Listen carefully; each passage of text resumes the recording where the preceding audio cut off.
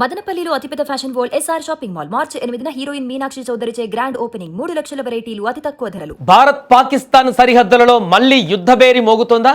Operation Sindoor గాయం ఇంకా మానక ముందే పాకిస్తాన్ గుండెల్లో రైళ్లు పరిగెత్తించేలా భారత వాయుసేన అడుగులు వేస్తోందా?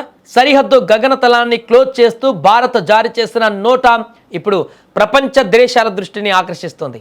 మార్చి 5 నుంచి 12 వరకు అసలేం జరగబోతుంది? భారత సైన్యం వ్యూహం ఏంటి?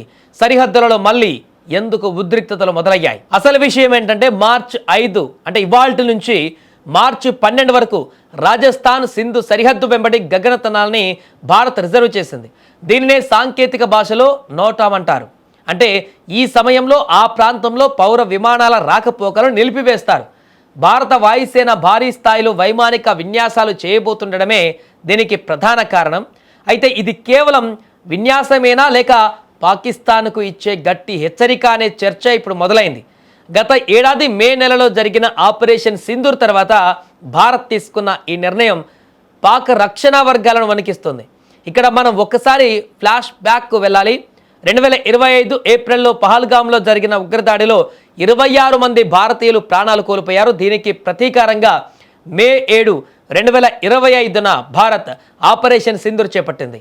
ఉగ్రవాదుల ఏరివేత లక్ష్యంగా సరిహద్దు అవతల ఉన్న 9 ప్రధాన ఉగ్రవాద శిబిరాలను మన వాయుసేన ధ్వంసం చేసింది. పాకిస్తాన్ వైమానిక వ్యవస్థను స్తంభింపజేసి కేవలం 23 నిమిషాలలో ఈ ఆపరేషన్ పూర్తి చేసి భారత్ తన సత్తా చాటింది.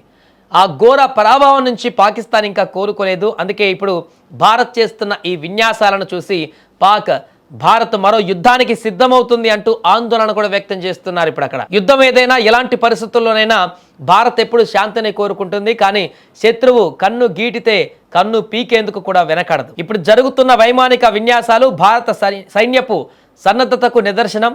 ఆపరేషన్ సింధూర్ అనేది ఒక ట్రైలర్ మాత్రమేనని, ఏదైనా పొరపాటు చేస్తే అసలు సినిమా చూపిస్తామని భారత్ పరోక్షంగా హెచ్చరిస్తుంది కూడా.